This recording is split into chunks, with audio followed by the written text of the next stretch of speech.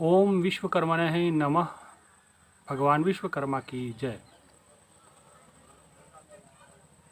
भाइयों बहनों, जैसा कि आपको विदित है, आज भगवान श्री विश्वकर्मा जी का पूजन दिवस है। भगवान विश्वकर्मा जी के जो अद्भुत कार्य इस संसार की तरक्की के लिए आज उनको याद करने का दिन है। भगवान विश्वकर्मा जी का हमारे सनातन धर्म में एक बड़ा महत्वपूर्ण योगदान है। हमारी संस्कृति को, हमारे मंदिर परंपरा को बचाने में सबसे बड़ा योगदान किसी का है तो वो भगवान विश्वकर्मा जी के वंशजों का है, जिन्होंने ऐसी ऐसी वास्तुकला जो हमारे संस्कृति और हमारे देश की धरोहर के रूप में जो आज जानी जाती है, उसका सीधा संबंध भगवान विश्वकर्मा जी से है। इसलिए सनातन धर्म में भगवान विश्वकर्मा जी का एक बड़ा महत्वपूर्ण योगदान है। भगवान शिव के हाथ में अगर त्रिशूल है तो वो भगवान विश्वकर्मा जी द्वारा बनाया गया है। भगवान विष्णु के हाथ में सुदर्शन चक्र है तो वो भगवान विश्वकर्मा जी द्वारा बनाया गया है। अगर इंद्र के पास जो वज्र है, जो दधीचि ऋषि जी के अस्थियों से बनाया गया, हड्डियों से बनाया गया,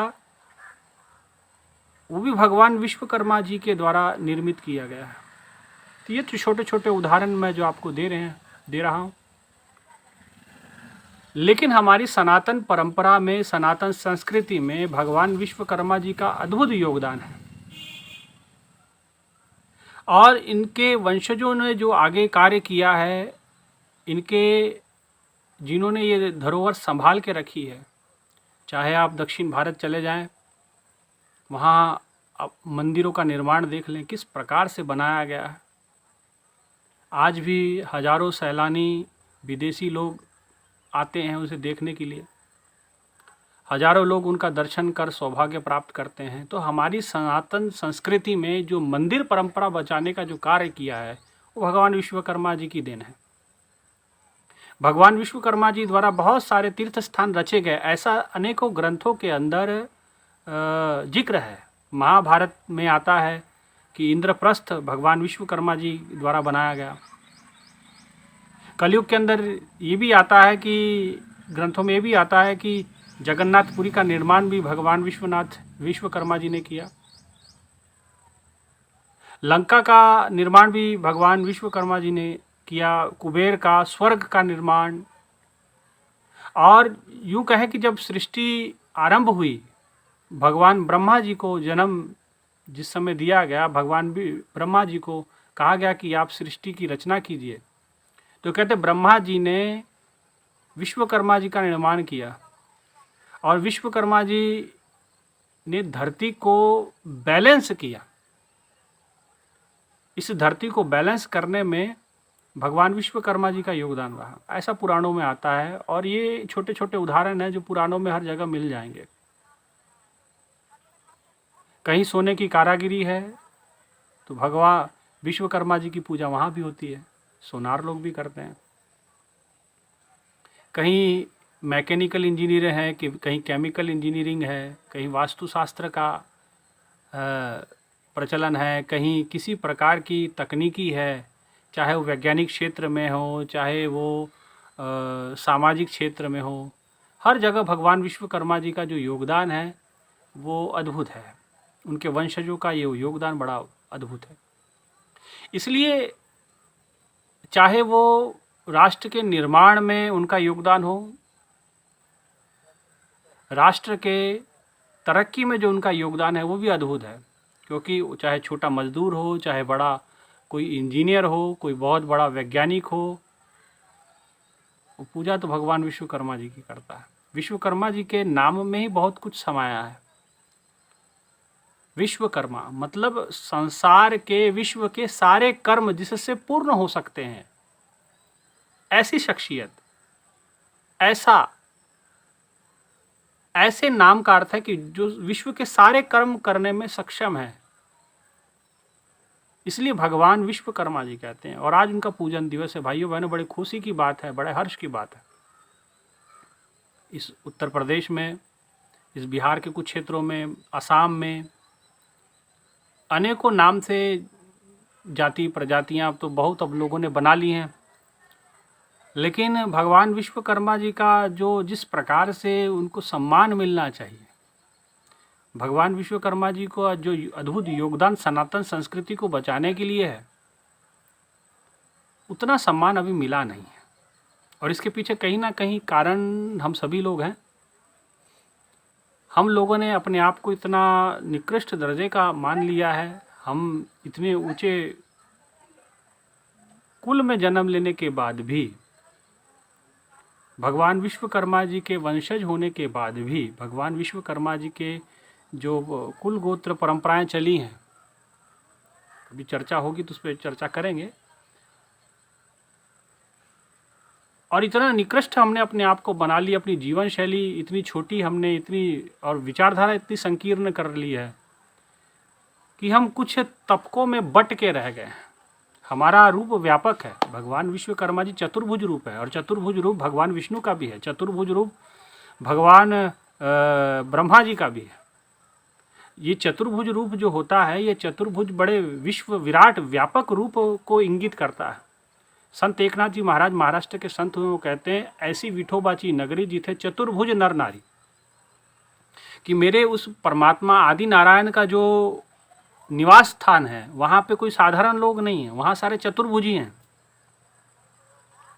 अर्थात तो चतुर्भुजी का मतलब जो उस परमात्मा का ही मुख्य रूप है, और वही परमात्मा समय समय पे जैसे जैसे धरती पे जरूरत पड़ती वैसा वैसा वो अपना रूप लेकर के आता है। कथा आती भगवान विश्वकर्मा जी की, हालांकि कथा बता काफ़ी समय निकल जाएगा। भगवान विश्वकर्मा जी के बारे में आता है कि कहा जाता है कि भगवान कहते हैं कि स्वयंभू मनु जो थे, उनके वंश में आगे चल कर के उत्तानपाद बहुत पराक्रमी राजा रहे, उन्हीं के पुत्र रहे ध्रुव। और ध्रुव के आगे जब वंशज बढ़ता है तो राजा वेन आता है। वेन की मृत्यु हो जाती है, तो कहते हैं कि उसके शरीर को बचा के संभाल के रखा जाता है, कुछ केमिकल या कुछ किस प्रकार के द्रव्य में उसकी बॉडी को छुपा के रखते हैं, दबा के रखते हैं। समय आता है, ऋषि मुनियों ने, महापुरुषों ने उसका मंथन शुरू किया, और कहते हैं कि वैन से राजा पृथु का उद्गम होता है। कथा और भी बहुत सारी है, लेकिन जो मुख्य बात, राजा पृथु और एक सुंदर स्त्री के साथ, उसमें से राजा वैन जो जिसका मृत्यु के बाद मंथन किया गया, तो उसमें से पृथु और वैन निकलते हैं। पृथु और उनकी पत्नी धर्मपत्नी उनमें से जब निकलते हैं तो बड़ा, और ऋषि मुनियों के द्वारा उनको बताया गया कि आपका जो इस संसार में जन्म हुआ है वो धरती का भार हल्का करने के लिए हुआ है। धरती पे बहुत पाप अधम अत्याचारी लोग बढ़ चुके हैं, और आप इस धरती का बोझ हल्का करें, इस धरती से पाप खत्म करें। और कहते हैं कि राजा पृथु ने बड़ा ज़बरदस्त पराक्रम दिखाया, जहाँ जहाँ पापी थे, जहाँ जहाँ दुष्ट प्रवृत्ति के लोग थे, वहाँ से दुष्टता खत्म की, पापी लोगों का विनाश किया। सब लोग राजा पृथु के अधीन हो गए, और सभी देवी देवता मंगल गान गाने लगे। लेकिन जब इतना बड़ा राज्य पृथ्वी पे जब वो करने लगे, सुखपूर्वक शासन करने लगे, तो देखा कि धरती में राशन की कमी है, अनाज की कमी है। तो एक दिन गुस्से में आके अपना तीर धनुष निकाल करके पृथ्वी पे तीर चलाने लगे कि सब धरती पे आपने जो है सारी संपत्ति आपने छुपा रखी है, सारा धन आपने छुपा रखा है, माता पृथ्वी को कहने लगे, और सारा अनाज आपने छुपा रखा है, आप बाहर नहीं निकाल रहे हैं, अनाज बाहर निकालिए ताकि हमारी प्रजा भोजन कर सके।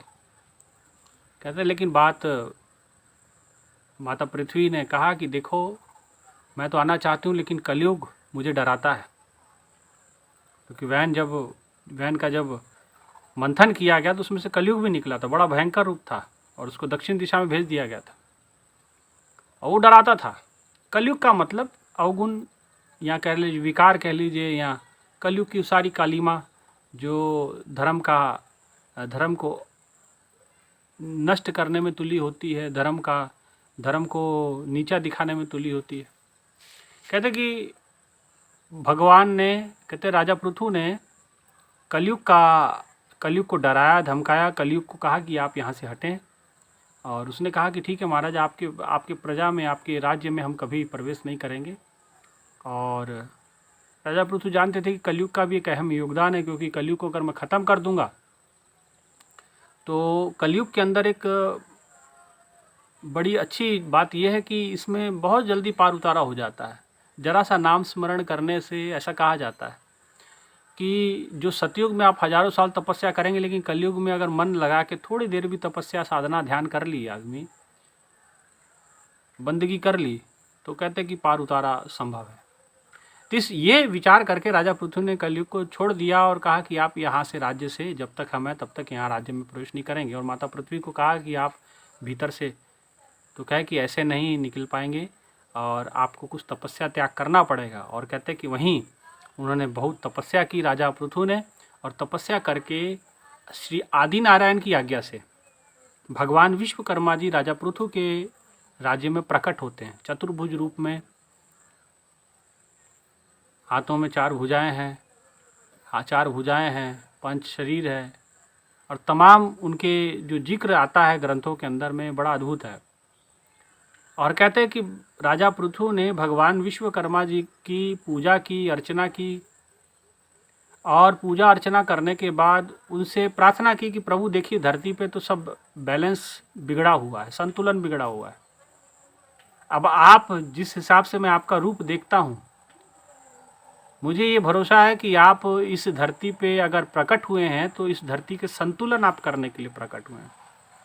भाइयों बहनों, विश्वकर्मा वंशियों, ये जरा विचार करें आप। आपका जन्म इस धरती पे, धरती को संतुलन करने के लिए हुआ, ना कि संतुलन बिगाड़ने के लिए। ध्यान रखें जरा, आप इस धरती को, प्रकृति को संतुलित करते हैं। भगवान विश्वकर्मा जी ने राजा पृथु को कहा कि ठीक है, मैं जैसा जैसा कहता हूँ वैसा वैसा करो। उनके कहने के अनुसार राजा पृथु ने कार्य शुरू किया, और भगवान विश्वकर्मा जी ने अपने पुत्रों को भी आदेश दिया कि भाई, उनके जो 5 पुत्र थे कि आप लग जाओ कार्य में। तो उन्होंने बहुत सुंदर सुंदर महल बनाए, सोने के गहने बनाए, और कुछ मिट्टी के बर्तन बनाए, कुछ लकड़ी के दरवाजे बनाए, बहुत सुंदर अच्छा नगर का निर्माण किया। देवताओं के लिए, मंत्रियों के लिए, राजा के लिए बहुत सुंदर नगर का निर्माण किया। और तमाम वो अस्त्र शस्त्र बनाए, तमाम वो उपकरण बनाए जिससे धरती को सींचा जा सके। और तमाम ऐसे उपकरण बनाए गए जिससे धरती के अंदर मतलब खेती की जा सके और अच्छे अनाज की उपज हो सके। और कहते हैं कि आगे चल के जब विश्वकर्मा जी का वंश आगे बढ़ता है तो उनके अंदर तमाम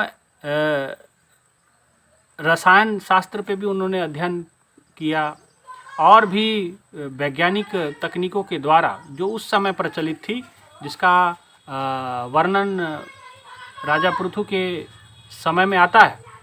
और कहते हैं उन लोगों ने बड़ा ज़बरदस्त कार्य करके पूरी धरती को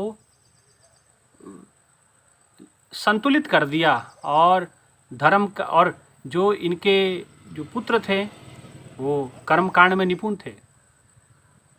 राजा पृथु के समय जो कर्मकांड हुआ करते थे वो विश्वकर्मा जी के जो वंश थे वही करते थे, क्योंकि उन्हें ऐसा कहा जाता था कि अब ये पुराणों में, कई पुराणों में ऐसी जिक्र आता है कि ये जितने भी कर्मकांड है, चाहे यज्ञ है, चाहे मूर्ति स्थापना है, किसी प्रकार का कर्मकांड, पुरोहित का काम सारा समझ लीजिए, तो सारा काम भगवान विश्वकर्मा जी के पुत्रों ने किया।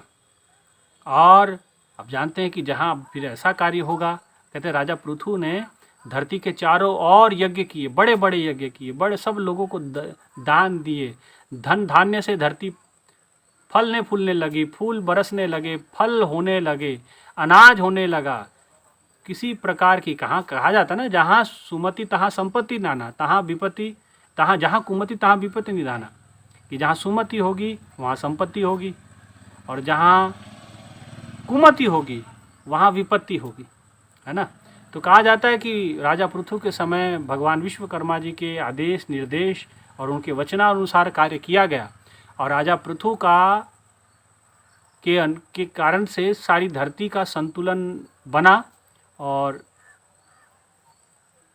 धरती एक बार पुनः संतुलित हो गई। सब लोग सुखी हुए, धन धान्य से भरपूर हो गए और पुरुषों के कारण धरती को पृथ्वी भी कहने लगे, है ना। ये इसमें बहुत बड़ा संतुलन में भगवान विश्वकर्मा जी का योगदान है। भाइयों बहनों, ये तो भगवान विश्वकर्मा जी का योगदान है, इसको कभी भूला नहीं जा सकता। और भी समय समय पे एक छोटा उदाहरण मैंने ग्रंथों में से कोट किया है, लेकिन अगर विश्वकर्मा पुराण पढ़ोगे तो 8वें 9वें अध्याय में ये सब मिल जाएगा आपको। और भी कई ग्रंथों में जिक्र आता है, स्कंद पुराण में जिक्र आता है और कहा जाता है कि एक बार भगवान गणेश के और माता पार्वती जी कैलाश पे शिव जी बैठे हुए थे, तो गणों ने पूछा कि जो कहते हैं कि गणेश जी के सूंड के ऊपर जो दांत था एक, उसको उस प्रकार से उस पर सोना चांदी हीरे मोती लगाए गए थे कि वो बड़ा अद्भुत चमक रहा था। तो गणों ने पूछा कि कैसे बनाया, तो कहते भगवान शिव ने विश्वकर्मा जी की बड़ी स्तुति उस समय गाई थी। ये भी आता है जिक्र, जगह जगह पे आता है, लेकिन अब कथावाचक ये सब चीज़ों को लेते नहीं हैं, क्योंकि अब वो आप जानते हैं कि लोगों को क्या पसंद होता है। लोगों को नाच गाना, कोई कथा होती है तो इस प्रकार की जिसमें विज्ञान, लेकिन भगवान कृष्ण जी कहते हैं कि ज्ञान विज्ञान सहित, तो विज्ञान की बात ज़रूर होनी चाहिए, क्योंकि धर्म विज्ञान सहित होता है, ज्ञान विज्ञान सहित होता है। और भगवान कृष्ण अर्जुन को कहते हैं ज्ञान विज्ञान सहित। तो ये भगवान विश्वकर्मा जी का जो रूप है ये विज्ञान सहित है, ये प्रैक्टिकल सहित है। और भगवान विश्वकर्मा जी ने संतुलित किया धरती को, एक बार नहीं कई बार की। जब जब असुरों ने सुरों के ऊपर, देवताओं पे आक्रमण किया, जब जब जरूरत रही धरती को, कहीं वज्र बनाने का कार्य था, कहीं भगवान का धनुष बनाने का कार्य था, कहीं सारंग बनाने का, सारंग पानी कहते हैं भगवान विष्णु को, सारंग वो धनुष बनाया गया, है ना। त्रिपुरासुर को मारने के लिए जो धनुष बनाया, तो तमाम सब अस्त्र शस्त्र भी भगवान विश्वकर्मा जी के कारण से वो निर्माण हुए। और कहते हैं कि भगवान ने भी जो है धरती को संतुलन करने का कार्य किया, संतुलित किया, है ना। तो भाइयों बहनों, भगवान विश्वकर्मा जी से ये चीज़ें सीखनी है हमको भी। इस धरती पे समाज में हम रहते हैं तो हमें भी एक संतुलन का संदेश हमको देना है सबको। संतुलन का संदेश समस्त मानव जाति में, चाहे कोई भी हो। विश्वकर्मा वंशज केवल ये नहीं कि भाई कोई उस जाति में पैदा हुआ तो वही विश्वकर्मा हो गया, ऐसा नहीं है। आज विश्वकर्मा जी को सारी दुनिया मानती है। जो मजदूर है, जो मिस्त्री का काम करते हैं, वो भी मानते हैं, वो चाहे जाति से मुसलमान ही क्यों ना हो। मैं एक रेल फैक्ट्री में गया था मुजफ्फरपुर में।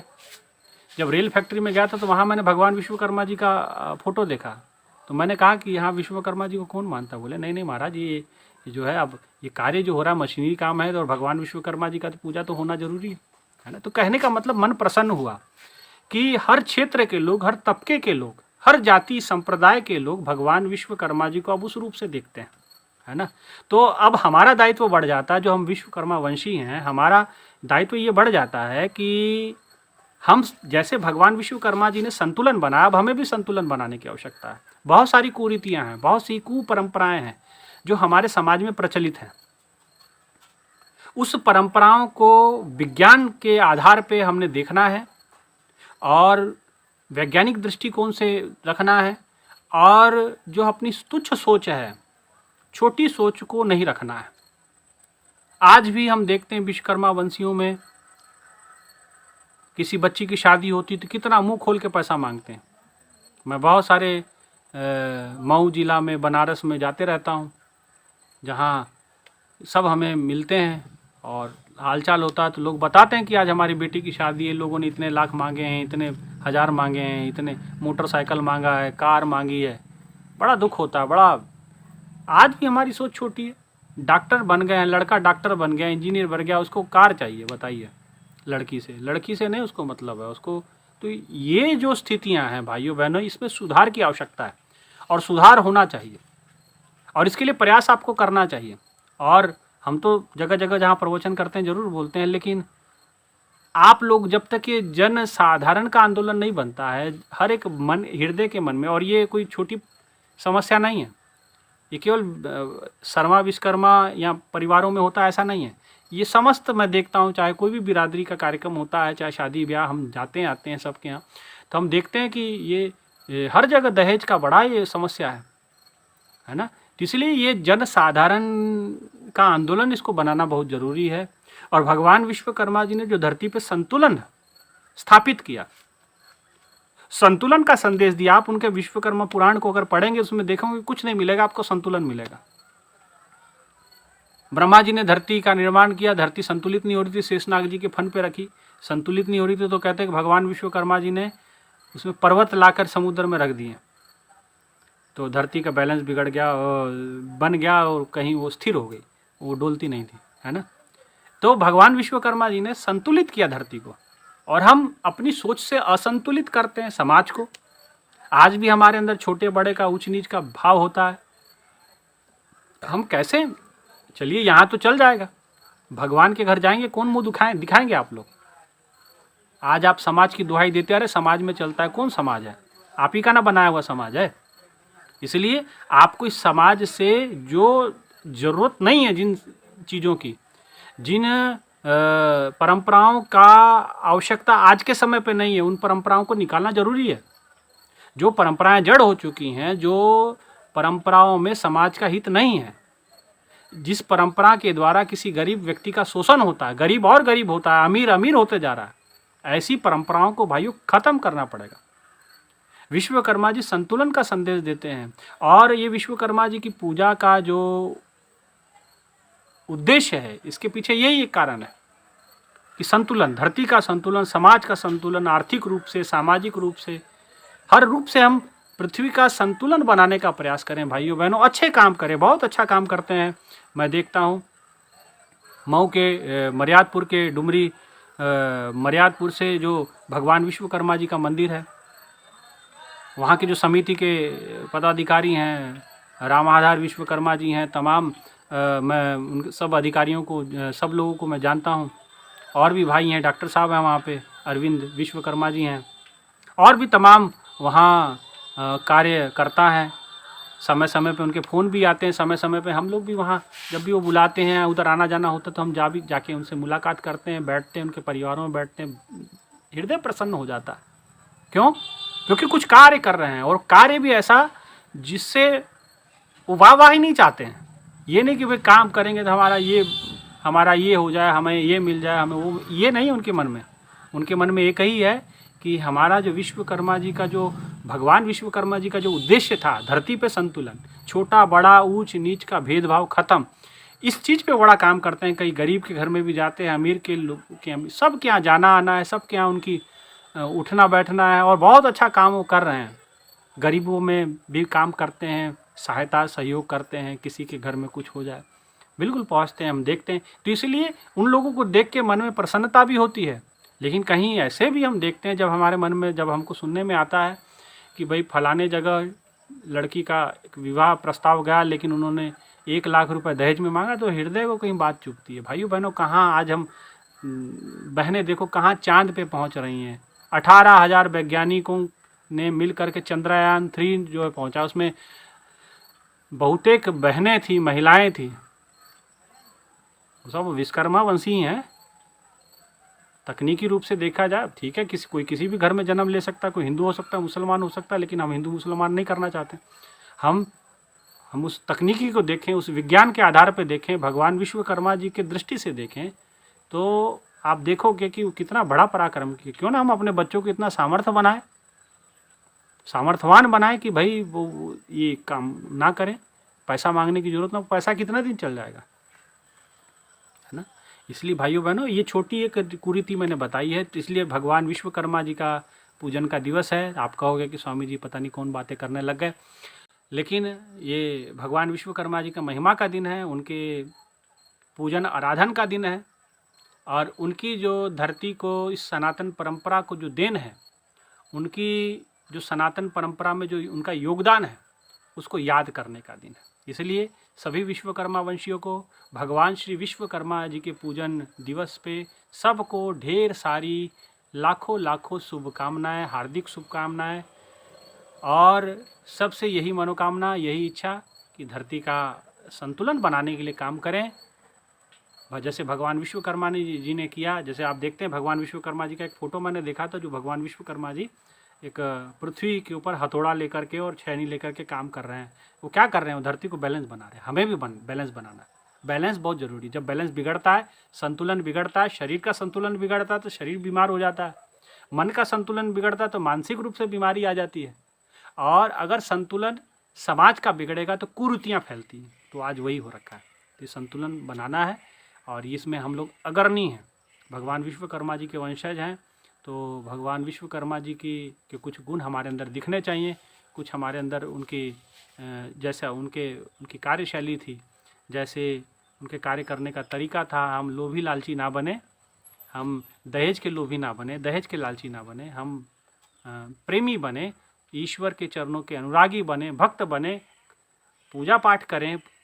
जो भगवान विश्वकर्मा जी के वंशज करते हैं, है ना, उनको भी ये है, आदेश दिया गया है कि वो भी कर्मकांड कर सकते हैं, है ना। तो इसलिए ये सब काम करें, ऐसा काम करें जो धरती को बैलेंस बना सकता है, संतुलन बनाने का काम हम लोग करें, है ना। इसलिए भगवान विश्वकर्मा जी के इस अद्भुत कार्य को हम बिल्कुल ये स्मरण करने का दिन है, याद करने का दिन है, और याद करें। और याद है तो आबाद है, भूला है तो बर्बाद है। अपनी पुरातन परंपराओं को भूल जाएंगे तो आने वाली पीढ़ी के लिए हम कुछ नहीं छोड़ के जाएंगे। ज़मीन जायदाद छोड़ देना बच्चों के लिए बहुत बड़ी बात नहीं होती। अपनी परंपराएं, अपना पुरातन इतिहास ये छोड़ के जाएं, बताएं बच्चों को कि हमारा पुरातन इतिहास क्या है, पुरातन परंपराएं क्या है। इसलिए वो पुरातन परंपराएं जब तक हमारे पता नहीं चलती है, तब तक ये सारी बातें हमें समझ नहीं आएंगी, ये सारी चीज़ें हम जान नहीं पाएंगे। इसलिए ये हम लोगों का धर्म बनता है, ये हम लोगों का एक प्रकार का कर्तव्य है कि हम अपने आने वाली पीढ़ियों को भी इस चीज़ का, इससे ज्ञान दें, ये समझाएं कि भाई हम कैसे परमात्मा के, कैसे विश्वकर्मा जी के वंश में कैसे हम आगे बढ़े हैं, किस प्रकार से हम कैसे उनके पुत्र थे, किस किस प्रकार से वो धरती के लिए कार्य किए। तो सारी परंपराएं हमें पता होनी चाहिए, ज्ञात होनी चाहिए, और आगे, ताकि भविष्य में हमारे बच्चों को भी पता हो और वो आगे परंपरा बढ़ती जाए। ऐसा ना हो कि आपके साथ वो टर्मिनोलॉजी ख़त्म हो जाए, है ना। हालांकि सनातन परंपरा कभी ख़त्म हो नहीं सकती, क्योंकि भगवान विश्वकर्मा जी ने ऐसा मंत्र, ऐसा इस तरीके से सनातन संस्कृति के लिए मंदिर निर्माण का कार्य इस प्रकार से किया है, शिल्प शास्त्र इस प्रकार से निकाला गया है, वास्तुशास्त्र इस प्रकार से बनाया गया, इस प्रकार से सारी शास्त्रों का निर्माण भगवान विश्वकर्मा जी ने जो उनके अधिकार में आते थे इस प्रकार से करवाया है कि जब तक मानव जाति है तब तक सनातन परंपरा को कोई तोड़ नहीं सकता। आज